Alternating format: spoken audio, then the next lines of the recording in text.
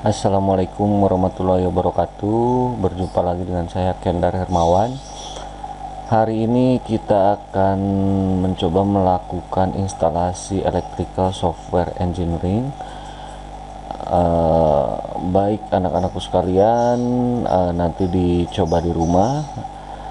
Kemudian yang belum punya software nanti bisa mengcopy filenya di Bapak ya. Anda bisa langsung aja Google Map Gudang PLTI Sindakasih, nanti akan ketemu rumah Bapak. Jangan lupa bawa flash disk, jangan lupa pakai masker, jangan lupa cuci tangan. Oke.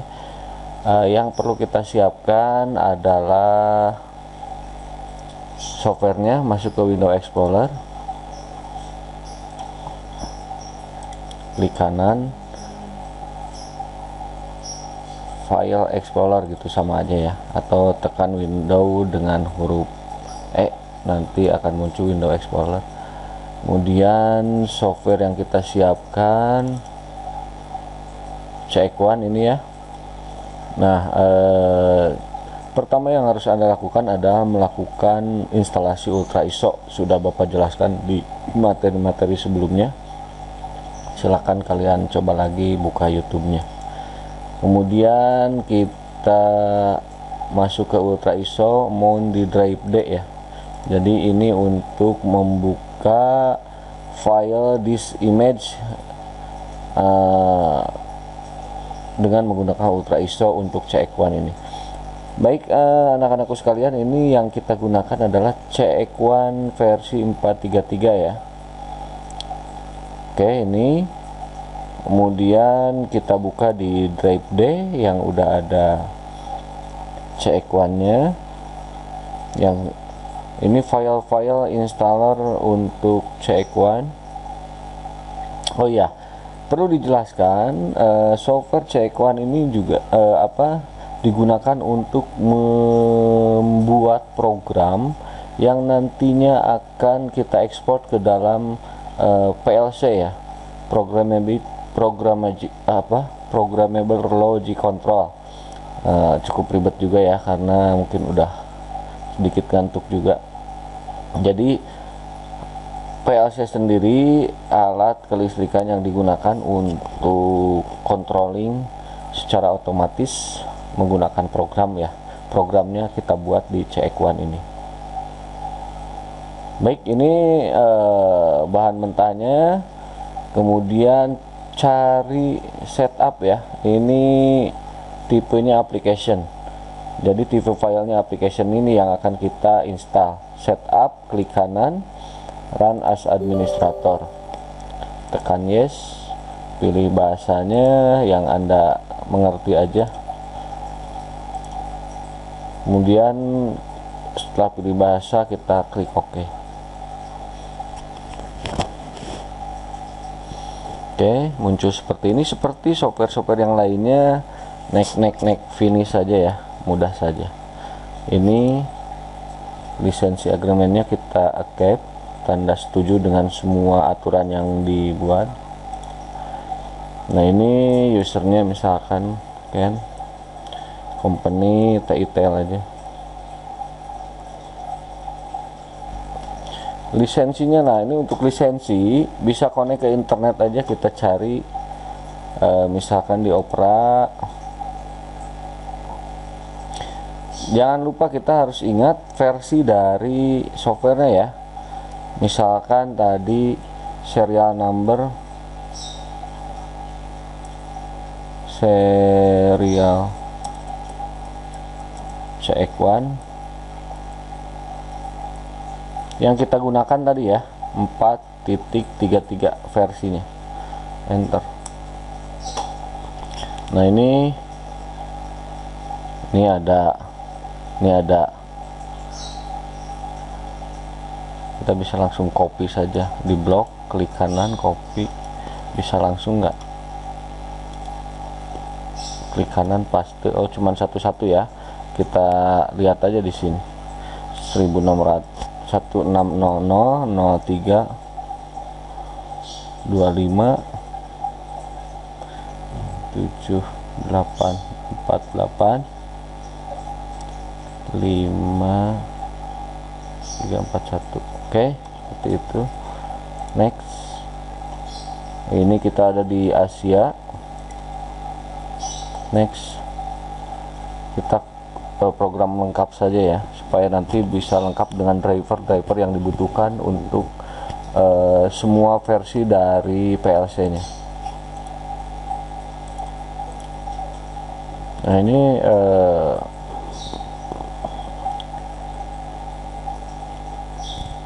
yang akan kita gunakan untuk membuat program-program di Omron ya, PLC Omron.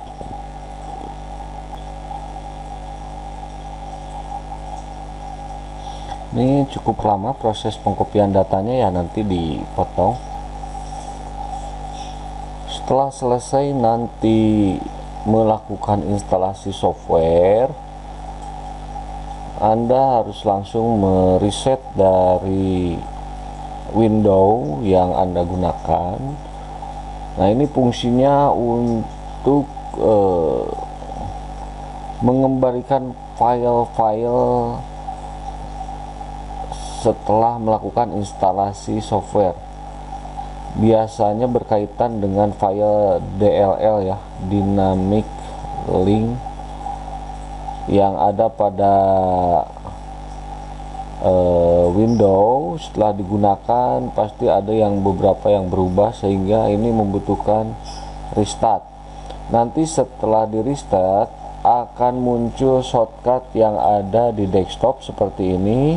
Nanti tinggal klik kanan, run as administrator, akan muncul akan muncul softwarenya. Nah setelah itu besok atau lusa saya akan coba untuk membahas tentang bagaimana cara menggunakan dari CX1 untuk PLC Omron ini. Baik anak-anakku sekalian, kita coba ya. Setelah di reset, kemudian nanti akan muncul seperti ini ya, CX programnya. Ini seperti ini tampilannya. Kemudian contoh kita buka yang tugas yang tahun kemarin, sistem kontrol untuk kontrol motor forward reverse ya. Jadi kita membuat sebuah kontrol motor menggunakan kontaktor. Untuk pengaturan kontrolnya kita menggunakan PLC. Nah ini program yang dibuatnya seperti ini. Nah ini kita harus mengetahui ada berapa input berapa output, kemudian kita berikan penomoran pada input dan output. Ini terkait dengan wiring di PLC nya ya. Ini contoh input 00, ini untuk MCB, 02 input 2 untuk overload, ini 3 untuk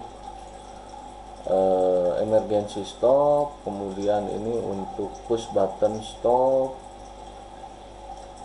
Nah ini push button start untuk reverse ya, dan ini push button start untuk forward. Nah ini ada di dalam programnya sendiri ya, K1 K2 ini. Sementara ini key 100 00 key 100 01. Nah ini output yang ditandai dengan awalnya 100. Kalau input diawali dengan 0 00 kontaktor 1, 101 kontaktor 2, kemudian ini output 102 lampu overload, 103 lampu air, 104 lampu forward. Jadi ini untuk tanda lampu yang nanti akan dimunculkan di panel ya, outputnya dari sini. Baik, contoh untuk mencobanya kita bisa menggunakan simulasi Walk Online Simulator Control Switchway.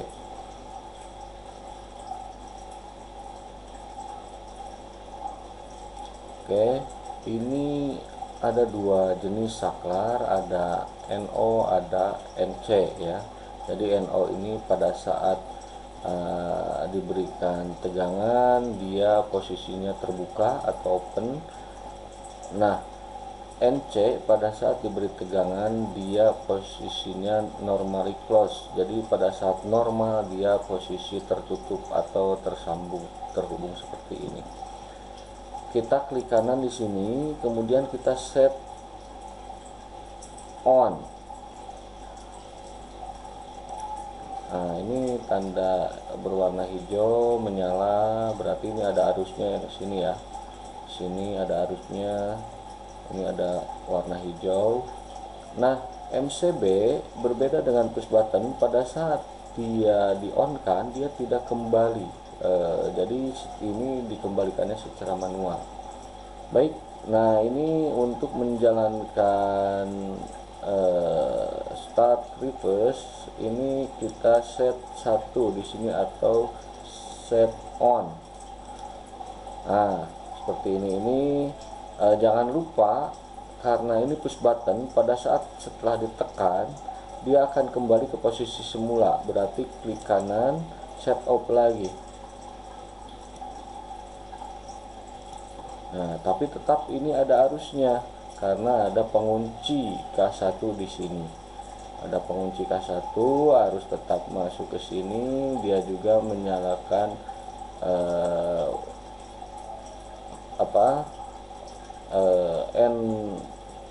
NC dari K2 ya. NC dari K2. Jadi interlocking antara ini dengan ini. Interlocking. Jadi pada saat ini kan menyala pada putaran reverse. K1 ini untuk melayani putaran reverse yang dilayani oleh push button R, push button reverse. Nah, kalau kita menyalakan ini, kita tekan ini push button on, push button forward, dia terkunci ya, jadi tidak akan bisa menyalakan kontaktor 2. Artinya apabila ini terjadi kontaktor 2 bisa dinyalakan, otomatis ini akan terjadi korsleting dan merusak dari motor itu sendiri. Oke, nah setelah ini dicoba menyala kontaktor 1, berarti dia motor berputar secara reverse atau ke arah kiri. Nah, untuk mematikannya terlebih dahulu kita tekan tombol push button on. Nah, pada saat di on kan dia posisi NC, berarti pada saat ditekan dia akan terlepas, kemudian akan mematikan arus yang masuk ke jalur ini. Nah, jangan lupa set lagi ke posisi off. Nah, sekarang ini mati, kontaktor 1 mati ya, kontaktor 1 pada posisi mati, tapi harus tetap ke sini, masuk ke sini, masuk ke sini, masuk ke sini. Nah, untuk menyalakan motor secara forward, kita set ini pada posisi on. Jangan lupa dikembalikan lagi karena ini adalah push button ya. Set off lagi. Nah, ini tetap menyala karena ada pengunci K1 yang di paralel dengan push button ini. Jadi penguncinya ada di sini. Pengunci dari ini supaya tetap menyala. Baik, ini saya sambungkan dengan lampu pada saat start forward, dia K2 menyala ya. Nah, ini K2, inputnya dari K2 menyala, kemudian menyalakan lampu 4 ya, output 4, yaitu lampu forward.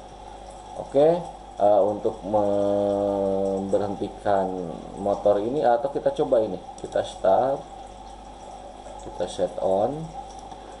Ini harus hanya nyampe sini karena tadi ada interlocking K1 dan K2, interlocking saling mengunci. Jadi apabila pada posisi K2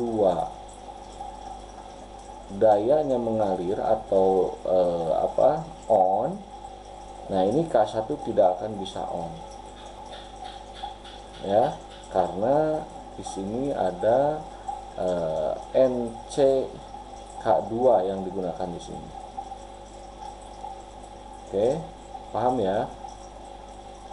Sehingga arus hanya nyampe ke sini, tidak masuk ke dalam motor. Oke, paham ya? Jadi ini kita off-kan lagi. Kemudian untuk mematikannya menggunakan tombol stop.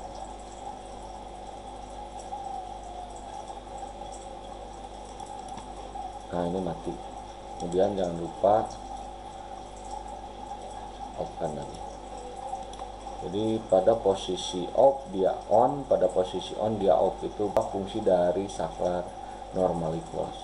Baik, anak-anakku sekalian, itu salah satu percobaan untuk melakukan instalasi software electrical engineering untuk membuat program yang nanti akan diekspor ke PLC ya. Untuk cara mengekspor ke PLC segala macam nanti akan kita coba membuat video tutorialnya sehingga kalian bisa belajar dari rumah. Oke, assalamualaikum warahmatullahi wabarakatuh.